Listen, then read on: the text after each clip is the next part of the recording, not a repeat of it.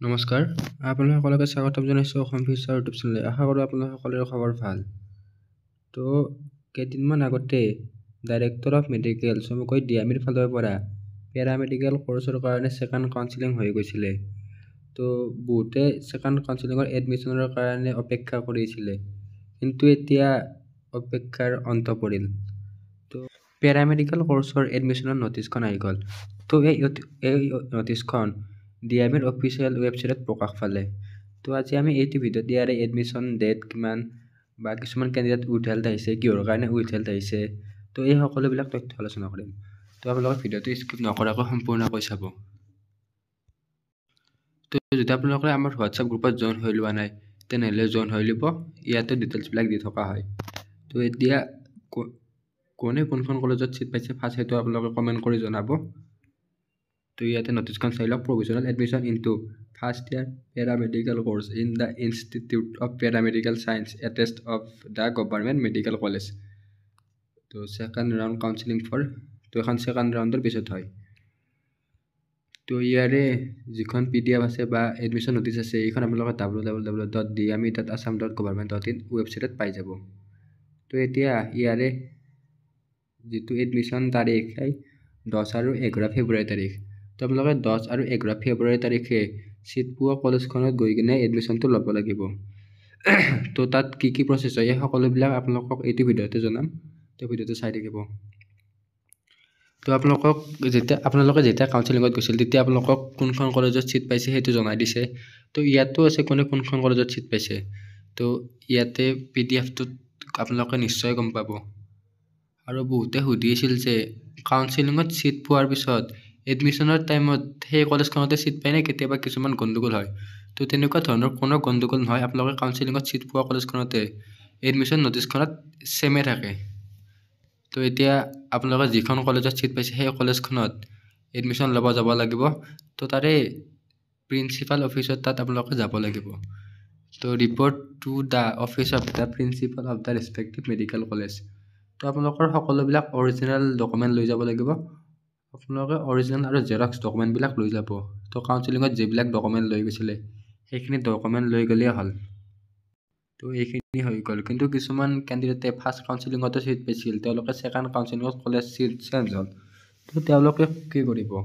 তো তেওঁলোকে ফাৰ্ষ্ট কাউন্সেলিঙত তেওঁলোকৰ ডকুমেণ্টবিলাক ছিট পোৱা কলেজখনত দি দিছিলে। তো তেওঁলোকে এতিয়া ফাৰ্ষ্ট যিখন কলেজত ছিট পাইছিলে সেই কলেজখনত গৈ কিনে তেওঁলোকে এখন এপ্লিকেশ্যন বা যি নেক্সট প্ৰচেছ আছে সেই প্ৰচেছেৰে তেওঁলোকৰ ডকুমেণ্টখিনি লৈ আহিব লাগিব। তো ডকুমেণ্টখিনি লৈ অহাৰ পিছত তো ইয়াতে 10 আৰু 11 ফেব্ৰুৱাৰী তাৰিখে তেওঁলোকে নতুনকৈ ছিট পোৱা কলেজখনত এডমিশ্যন ল'ব যাব লাগিব। তো এডমিশ্যনৰ টাইমত কিছুমান ডকুমেণ্ট লাগিব। ইয়াতে admit card, marksheet, pass certificate, তো মেট্ৰিক আৰু হাই ছেকেণ্ডাৰীৰ এইখিনি লাগিব। তাৰপিছত caste certificate, officially NCL, EWS থাকিলে EWS এইখিনি লাগিব। তো ইয়াতে PRCৰ কথা মেনশ্যন নাই, যিটো আপোনালোকৰ যদি PRC আছে PRCখনো লৈ যাব। তো এতিয়া 2 নম্বৰ পইণ্টটো ইম্পৰ্টেণ্ট পইণ্ট হয়। The admission of the candidates are subject to the satisfactory medical fitness certificate issued by the medical board constituted. তো এতিয়া এখন মেডিকেল ফিটনেছ চাৰ্টিফিকেট লাগে। তো মেডিকেল ফিটনেছ চাৰ্টিফিকেটখন আপোনালোকে ক'ত বনাব? তো এইটো বহুতৰ মনত এটা ডাঙৰ প্ৰশ্ন হয়। তো আপোনালোকে মেডিকেল ফিটনেছ চাৰ্টিফিকেটখন ঘৰতে বনাই লৈ যোৱাৰ প্ৰয়োজন নাই।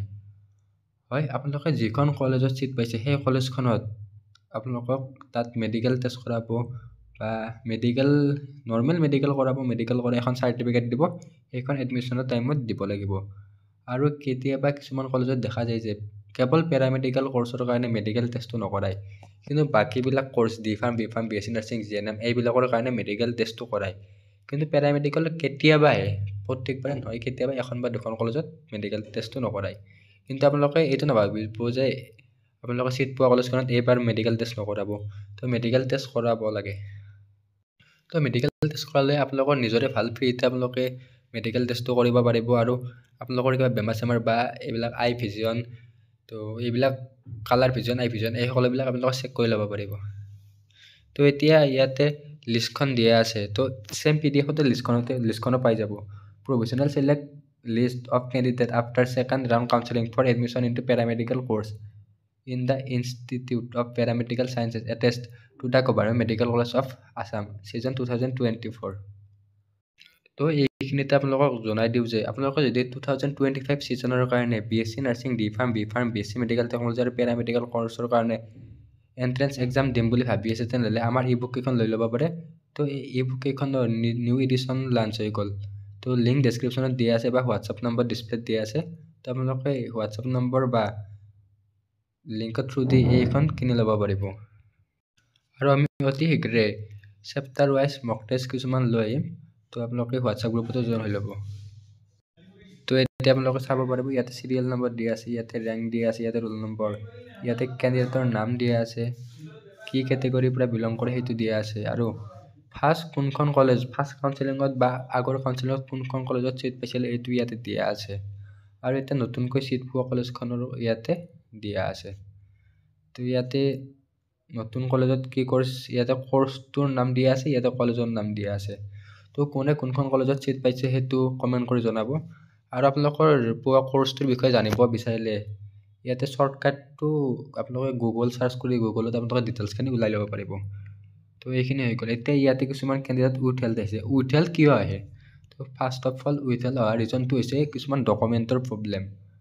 তো কাউন্সেলিঙৰ টাইমত যিবিলাক ডকুমেণ্ট মেনশ্যন কৰিছে সেই ডকুমেণ্টবিলাক আপোনালোকক থাকিব লাগে।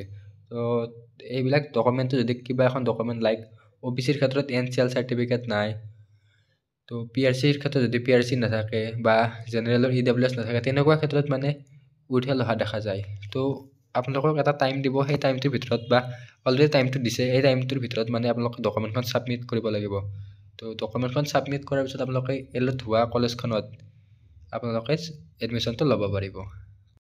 তো ইয়াতে টোটেল 276টা কেণ্ডিডেটে চিট পাইছে। ইয়াতে সকলোবিলাক নাম ৰেংক এই সকলোবিলাক দিয়া আছে, আপোনালোকে চাই ল'ব পাৰিব। তো সকলোকে আন্তৰিক শুভেচ্ছা থাকিল। তো আপোনালোকে এখন নতুন কলেজত বা এটা নতুন কৰ্চত চিট পালে তো আগন্তুক জীৱনত ভালকৈ পঢ়ি যাব। তো সেয়ে আশা কৰিলোঁ এই ভিডিঅ'টোত এইখিনি আছিল। আশা কৰোঁ আপোনালোকে ভিডিঅ'টো ভাল পালে। ধন্যবাদ।